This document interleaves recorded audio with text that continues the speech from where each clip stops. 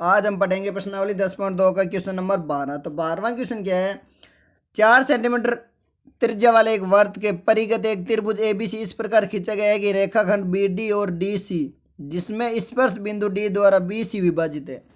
यानी ये डी क्या स्पर्श बिंदु है, इससे बीसी विभाजित है। ठीक है, कि लंबाई क्रम से 8 और 6 सेंटीमीटर, मतलब ये 8 सेंटीमीटर दी हुई है और ये इस साइड वाली कितनी है 6 सेंटीमीटर। ठीक है, भुजाएं ए बी और ए सी ज्ञात कीजिए। मुझे ए बी और ए सी की भुजाएं ज्ञात करनी है। ठीक है, तो हम ये पढ़ने से पहले थोड़ा सा बेसिक पढ़ लेते हैं त्रिभुज का। देखो अब मान लो अगर त्रिभुज दी हुई है, बना लेते हैं दो त्रिभुज। एक ऐसे त्रिभुज है ये, ठीक है, मान लेते हैं ये त्रिभुज है, इसकी ये ऊंचाई दी है हमें 5 सेंटीमीटर। कितनी है 5 सेंटीमीटर। ठीक है, और ये मान लेते हैं 10 सेंटीमीटर। तो त्रिभुज का क्षेत्रफल क्या होता है, त्रिभुज का क्षेत्रफल, त्रिभुज का क्षेत्रफल होता है हमेशा 1/2 आधार इंटू ऊंचाई। त्रिभुज का क्षेत्रफल, तो त्रिभुज का क्षेत्रफल क्या होता है 1/2 आधार इंटू ऊंचाई। तो आधार इंटू ऊंचाई। ठीक है, अब देखो इसमें आधार क्या, आधार है 10 सेंटीमीटर, यानी 1/2 इंटू आधार कितना है 10 और ऊंचाई कितनी है 5। तो ये कितना हो जाएगा 5 से 10 कट रहे हैं 2 से और फिर हो गया 25। ठीक है, अब मान लो अगर इसी त्रिभुज को, अगर मैं मान लो इसी त्रिभुज को घुमा के बना दूं ऐसे, अगर मैं इसी त्रिभुज को ऐसे घुमा दूं तो कोई फर्क पड़ रहा है क्या। अब इसका क्षेत्रफल क्या होगा, इसका भी यही होगा ना क्षेत्रफल। तो मान लो ये त्रिभुज है, अगर कोई ऐसे दे दे तो क्षेत्रफल तो वही रहेगा ना, क्योंकि इस त्रिभुज को सिर्फ घुमाया है। तो ध्यान रखना त्रिभुज चाहे कैसे भी हो, मान लो इसकी जगह अगर यही मैंने घुमा के बता दिया, मान लो कहीं पे अगर ऐसे दिया हो त्रिभुज ये दे दी और ये लंबवत होना चाहिए, बस ये ध्यान रखना लंबवत ऊंचाई होती है, मतलब 90 डिग्री कोण। ऐसे नहीं है कहीं पे मान लो ये त्रिभुज है ऐसे मान लो, ठीक है, ये आधार ले ले और ये ऊंचाई ऐसे दे दी, ये 90 नहीं होके मान लो यहाँ पे 60 डिग्री है, तब ये काम नहीं करेगी। ऊंचाई क्या होनी चाहिए लंबवत ऊंचाई, मतलब 90 डिग्री के कोण पे। अब अगर मान लो ये 10 है और ये 5 है तो भी इसका क्षेत्रफल कितना होगा 25 ही होगा, बस ये चीज़ ध्यान रखना। अब चलते हैं क्वेश्चन पे। अब मुझे देखो निकालना क्या है ए बी और ए सी, ये लंबाई निकालनी है। तो मैं इसके लिए क्या करूँगा, मैं सबसे पहले तो इसको ना त्रिभुज, इससे क्या करता हूँ इस बड़ी वाली त्रिभुज को 3 त्रिभुजों में बांट लेता हूँ। जैसे मान लो मैं ये दे दूँ, एक तो यहाँ से यहाँ मिला दूँ, फिर मिला देता हूँ यहाँ से यहाँ पे। ठीक है, अब क्या करता हूँ, ये तो मैंने मिला कि वर्त की त्रिज्या, और बना लेता हूँ मैं इसको ऐसे मिला देता हूँ। मान लो ये ए सी ओ मिला दिया, ए ओ मिला दिया, और इसी प्रकार बी ओ मिला देता हूँ, बी ओ। ठीक है, और ये वाला मेरा बिंदु क्या है ओ है, ध्यान रखना ये तो बिंदु दिया हुआ है ओ यहाँ पे, और इसको मैं दे देता हूँ बिंदु ए बी सी डी है, तो इसको ले लेता हूँ मैं ई और इसको ले लेता हूँ एफ। बिंदु आप कुछ भी मान सकते हो। तो मैंने क्या किया है, जो जो किया वो लिख लेता हूँ। मैंने ए ओ सी ओ और बी ओ को मिलाया ना, तो सबसे पहले क्या किया ए ओ बी ओ सी ओ को मिलाया। अब देखो मैं क्या लिख सकता हूँ, मैं लिख सकता हूँ त्रिभुज ए बी सी का क्षेत्रफल। तो ए बी सी का क्षेत्रफल क्या होगा, त्रिभुज ए बी सी का क्षेत्रफल होगा किसके बराबर, ये होगा त्रिभुज कौन सी, देखो ए ओ सी, यानी ए ओ सी का क्षेत्रफल प्लस, ये फिर क्षेत्रफल बाद में लगा दें, इनको हटा देते हैं, ए ओ सी प्लस इसी प्रकार कौन सा, एक मिनट थोड़ी जगह कम है दोबारा लिख लेता हूँ। हाँ, मैं क्या लिख सकता हूँ, क्षेत्रफल को इंग्लिश में क्या लिखते हैं एरिया लिखते हैं, तो मैं ए आर लगा देता हूँ, यानी एरिया कौन सी का त्रिभुज ए बी सी, त्रिभुज ए बी सी। तो ए बी सी का क्षेत्रफल किसके बराबर होगा, ये बराबर होगा एरिया कौन सी का ए ओ सी, यानी त्रिभुज ए ओ सी प्लस एरिया कौन सी का ए ओ बी, यानी ए ओ बी प्लस एरिया कौन सी बची है नीचे बी ओ सी। ठीक है, ये क्या होगा, ये बराबर होगा, है ना। इसको दे देता हूँ समीकरण नंबर 1। यानी मान लो अगर कहीं पे ये लिखा हुआ है, ये से मान सकते हैं, मान लो लिखा हुआ है 10, तो मैं 10 को तोड़ के 2 + 8 या 3 + 7 लिख सकता हूँ ना। तो ये बड़ी त्रिभुज है, छोटे टुकड़ों में तो बराबर ही होगी ना, इसमें तो कोई प्रॉब्लम है ही नहीं। तो अब मैं क्या करूँगा, मैं निकालूंगा पहले बड़ी वाली का क्षेत्रफल फिर छोटी वाली का क्षेत्रफल, तो ये मेरा क्या हो जाएगा, दोनों को बराबर रखूंगा, इससे ये मान आ जाएगा। ठीक है, अब क्या करते हैं, देखो मान लेते हैं, मानना, ये तो समीकरण एक हो गया। अब मानना ए एफ बराबर ए ई या ए एफ बराबर एक्स होगा, ये तो होगा ही, ए एफ और ए ई तो बराबर होगा। ठीक है, तो मैं ए एफ बराबर क्या मान लेता हूँ, मान लेता हूँ ए एफ बराबर एक्स। ठीक है, ए एफ को मैंने क्या माना है, ए एफ को माना है, मैंने माना है एक्स, यानी ये दूरी इसको मैंने माना है एक्स, ए एफ इस साइड है सॉरी, तो इसको माना है एक्स। अब देखो अगर ये 6 है ना तो ये भी कितनी होगी 6, और ये 8 है तो ये भी 8 होगी, और अगर ये एक्स है तो ये भी एक्स होगी। क्यों होगी, इसका भी कारण बताता हूँ। देखो मैं क्या लिखूंगा, सी डी बराबर है सी एफ। क्यों, पर में 10.2 से, पर में 10.2 क्या कहता है, पर में 10.2 कहता है कि किसी भी त्रिभुज की स्पर्श रेखा की लंबाई हमेशा बराबर होती है। तो इसी प्रकार क्या होगी, ए एफ, यानी ए एफ बराबर है ए ई, और क्या लिख सकता हूं मैं, बी डी बराबर बी, यानी बी डी बराबर बी ई। ठीक है, बी डी बराबर बी ई, यानी बी डी बराबर में हो गया बी ई, और कारण दोनों में क्या है, समान है, यही ऊपर वाला कारण ही है। ठीक है, अब देखो ये बराबर है ना, तो मैं यहाँ से क्या लिख सकता हूँ, इस त्रिभुज को ले आता हूँ नीचे,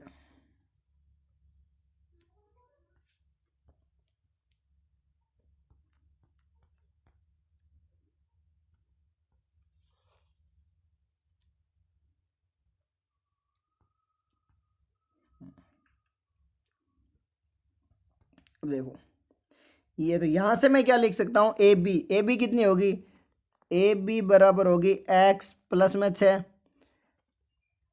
ए बी एक्स प्लस 8, सॉरी 6 नहीं, ए सी ए साइड, हाँ तो ये हो जाएगी एक्स प्लस 8, ए बी हो गई मेरी एक्स प्लस में 8, ए सी कितनी हो गई, ए सी हो गई एक्स प्लस में 6, और बी सी कितनी है, बी सी है मेरी 6 प्लस 8 यानी 14, यही है। इसको चाहो तो समीकरण 2 लिख सकते हैं, वैसे जरूरी नहीं है। ठीक है, अब देखो मैं क्या करूंगा, सबसे पहले निकालूंगा त्रिभुज ए बी सी का क्षेत्रफल, बड़ी वाली का। तो ए बी सी का क्षेत्रफल निकालूंगा कौन से सूत्र से, हीरोन के सूत्र से, यानी त्रिभुज ए बी सी का क्षेत्रफल, ए बी सी का क्षेत्रफल किससे, हीरोन के सूत्र से। और हीरोन का सूत्र क्या होता है, हीरोन का सूत्र होता है एस, एस माइनस ए, एस माइनस बी, और एस माइनस सी। तो इसको मान लेता हूँ मैं ए, इसको मान लेता हूँ बी, और इसको सी, कोई सी भी भुजा को मान सकते हैं। ठीक है, यहाँ पे एस क्या होता है, यहाँ पे एस होता है, ध्यान रखना, ए प्लस बी प्लस सी बट्टा 2। सबसे बड़ी गलती होती है ए प्लस बी प्लस सी बट्टा 3 नहीं करना है, 2 ही करना है। तब मैं क्या करूँगा, इन तीनों को जोड़ लूंगा। तो ए कितना मेरा एक्स प्लस 6, एक है एक्स प्लस 8 और एक है 14, यानी एस का मान क्या होगा, एस का मान आ जाएगा मेरा एक्स प्लस 6, एक है एक्स प्लस 8 और एक कितनी है 14, है ना, और बट्टा में क्या है 2, यानी यहाँ से एस क्या हो जाएगा, एस आ जाएगा मेरा एक्स और एक्स 2x, यानी 2x प्लस 8 और से 14, 14 28 बट्टा 2, यानी यहाँ से मैं क्या लिख सकता हूँ एस। तो एस का मान हो जाएगा, अगर मैं 2 बार कॉमन लूँ तो एक्स प्लस में 14 बट्टा में 2, यानी एस का मान आ गया मेरा, एस बराबर आ गया एक्स प्लस 14। ठीक है, तो अब सूत्र लिख दूंगा, यानी ए क्या है मेरा, यहाँ देख लो, ए तो है एक्स प्लस में 6, बी क्या है एक्स प्लस में 8, और सी क्या है 14, यही है ना, यानी ये है तीनों भुजा और ये है एस का मान।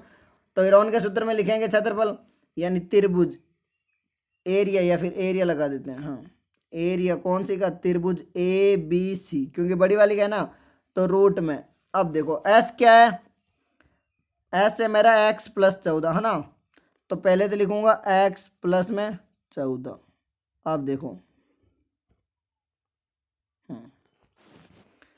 एक मिनट, एस क्या है एक्स प्लस में 14, फिर क्या है एस माइनस ए, यानी एक्स प्लस 14 माइनस ए कितना है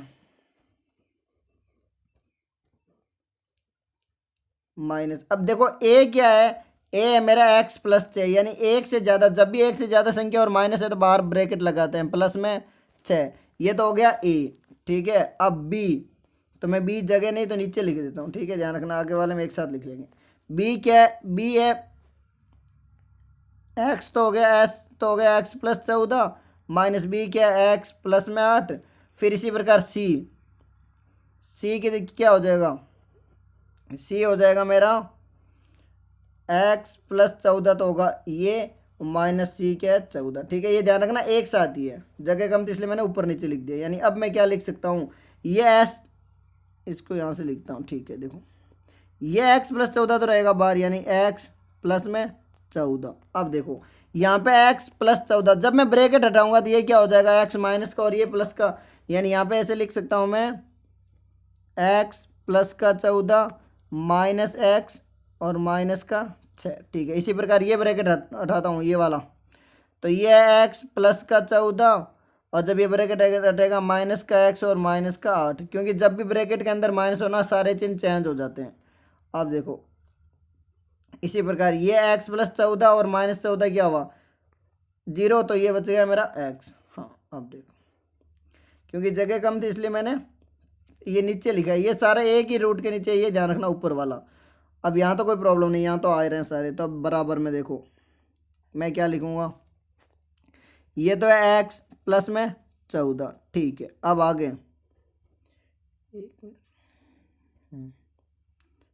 एक्स प्लस 14, यहाँ पे देखो ये एक्स और ये एक्स कट रहे हैं, यहाँ पे भी ये एक्स और ये एक्स कट रहे हैं ना, यानी यहाँ पे क्या हुआ 14 माइनस 6 मेरा बचा 8, यहाँ पे 14 माइनस 8 कितना हुआ 6, और यहाँ पे क्या बचा एक्स, यही बचा है।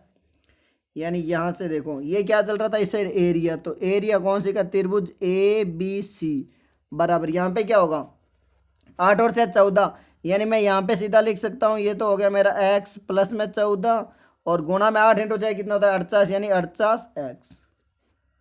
ठीक है, इसको दे देता हूँ समीकरण नंबर 2, क्योंकि ए त्रिभुज एबीसी का क्षेत्रफल क्या हुआ यही हुआ ना। अब देखते हैं आरएचएस में, मैंने एलएचएस और आरएचएस लिया था ना, अब दूसरी तरफ लेते हैं। जैसे ये है त्रिभुज, ठीक है, दोबारा बना लेते हैं, इसको मैंने यहाँ पे भी मिलाया था, इसको यहाँ मिलाया था। ठीक है, और फिर क्या किया था, एक मिनट मिला लेता हूँ दोबारा, और इसको मिलाया था इस कलर से, ए ओ मिलाया था, सी ओ और बी ओ यही मिलाया था, इसको दिया था डी और इसको दिया था ई। तो अब मैं क्या लिख सकता हूँ, बड़ी वाली का क्षेत्रफल किसके बराबर है, छोटे वाले का, यानी यहाँ पे मैं क्या करूँगा, एरिया ए बी सी बराबर में क्या होगा, एरिया कौन सी का, ए ओ बी प्लस, इस त्रिभुज को थोड़ी नीचे ले लेता हूँ। ठीक है, A O B plus B O C, यानी एरिया कौन सी का, त्रिभुज बी ओ सी, यानी बी ओ सी और प्लस में क्या हो जाएगा, त्रिभुज कौन सी का, ए ओ सी, यानी ए ओ सी इनके बराबर होगा ना। यानी इस साइड तो मैंने निकाल लिया, पीछे वाले में समीकरण 2 दी थी, अब मैं क्या करूँगा इनका निकालूंगा, और इनके निकालने के लिए मैंने तुम्हें बेसिक बताया था। अब देखो यहाँ पे क्या है, ए बी सी ये है, तो इनकी ऊंचाई क्या है, ये तो है मेरी 14, यानी इसका आधार है 14। अगर मैं ए ही लूँ इसका आधार, तो ये आधार कितना है 6 प्लस एक्स, और इसका आधार कितना है ये है मेरा 8 प्लस में एक्स। अब ऊंचाई देखो सभी की, ये है इसकी ऊंचाई यानी 4, इसकी ये है तो ये भी कितनी है 4, और इसकी ये भी कितनी है 4, यानी इन सभी का क्षेत्रफल क्या होगा, इनका क्षेत्रफल अगर मैं लिखना चाहूँ तो ये कितना होगा, एरिया 1/2 इंटू आधार इंटू ऊंचाई ना, तो 1/2 तो सब में ही होगा। ठीक है, मैं ले लेता हूँ बाहर कॉमन, या फिर एक बार लिख देता हूँ चाहो तो, यानी ये हो जाएगा मेरा, इसको नीचे ले लेते हैं वरना यहाँ पे देखो त्रिभुज का क्षेत्रफल क्या होता है 1/2 आधार इंटू ऊंचाई होता है ना, यानी 1/2 अब क्या होगा आधार इंटू ऊंचाई। ठीक है, इसी प्रकार इसका भी क्या होगा 1/2 इंटू आधार इंटू ऊंचाई, इसी प्रकार इसका भी क्या होगा 1/2 और आधार इंटू ऊंचाई, यानी सब में 1/2 1/2 1/2 कॉमन आ रहा है। तो यहाँ मैं क्या लेता हूँ, ये ले लेता हूँ बाहर, यानी 1/2 मैंने ले लिया बाहर, तो यहाँ पे क्या बचा आधार इंटू ऊंचाई ना। अब इनके आधार और ऊंचाई रख लेता हूँ। देखो पहली वाली त्रिभुज इसका आधार क्या है 14, ये 14 है, यानी आधार है 14 इंटू ऊंचाई कितनी है, ऊंचाई सबकी 4 है। ठीक है, प्लस दूसरी वाली इसका आधार क्या है 6 प्लस एक्स, यानी 6 प्लस एक्स गुणा में कितना है 4, और प्लस तीसरी त्रिभुज ये है आधार, यानी 8 प्लस में एक्स गुणा 4। अब देखो सब में ही 4 भी कॉमन आ रहा है तो मैं क्या ले लेता हूँ, 4 भी बाहर ले लेता हूँ, यानी 1/2 इंटू 4 ले लिया बाहर, तो यहाँ पे क्या बचा 14, यानी 14 प्लस यहाँ पे क्या बचा 6 + x, यानी 6 + x प्लस में ये वाला क्या बचा 8 प्लस में x। ठीक है, अब देखो 4 से 2 कट रहे हैं, मतलब 2 से 4 2 बार, यहाँ पे क्या आ रहा है, ये है 2, 14 और 6 20 और 8 28, तो 28 प्लस में 2x ये आ गया। ये क्या है, ये है एरिया कौन सी का, त्रिभुज ABC, यानी ये भी क्या है एरिया त्रिभुज ABC, इसका कितना है 2 और गुणा में आया 28 प्लस में 2x, इसको दे देता हूँ समीकरण नंबर 3। अब देखो समीकरण 2 में क्या था, एरिया किसका, ये था ABC का, और समीकरण 3 में क्या है एरिया ये, तो ये दोनों तो बराबर ही होंगे ना, क्योंकि ये भी ABC का है वो भी ABC का है, तो मैं क्या लिखूंगा समीकरण 2 व 3 से, यानी समीकरण 2 व समीकरण 3 से दोनों बराबर है ना, तो दोनों को क्या रख लूंगा बराबर रख लूंगा। तो दूसरे में क्या आया था, दूसरे में तो आया था रूट में x + 14 इंटू 48x, ठीक है, यानी ये आया था रूट में, हाँ रूट में x प्लस में 14 गुणा कितना आया था 48x बराबर, यहाँ पे कितना आ रहा है, यहाँ पे आ रहा है 2 और ये भी आ रहा है 28 प्लस में 2x, यहाँ तक कोई प्रॉब्लम। अब देखो ये दोनों बराबर है तो मैं क्या करूँगा, दोनों तरफ वर्ग कर लूँगा, क्या करूँगा, दोनों तरफ वर्ग करने पर, दोनों तरफ वर्ग करने पर, ठीक है, जब मैं दोनों तरफ वर्ग करूँगा तो ये यहाँ पे वर्गमूल हट जाएगा, यानी एक बार लिख देते हैं, ये हो जाएगा x प्लस में 14 और इसके गुणा में 48x, इसका मैंने क्या वर्ग। इसी प्रकार यहाँ पे भी क्या करूँगा मैं वर्ग, यानी 2 और 28 प्लस 2x, तो यहाँ से मैं क्या करता हूँ 2 28 और 2 और कॉमन बाहर ले लेता हूँ, अगर मैं यहाँ से 2 फिर लूँगा ना बाहर तो यहाँ पे क्या बचेगा 14 प्लस x ही बचेगा ना, और इस पूरे का क्या है वर्ग है।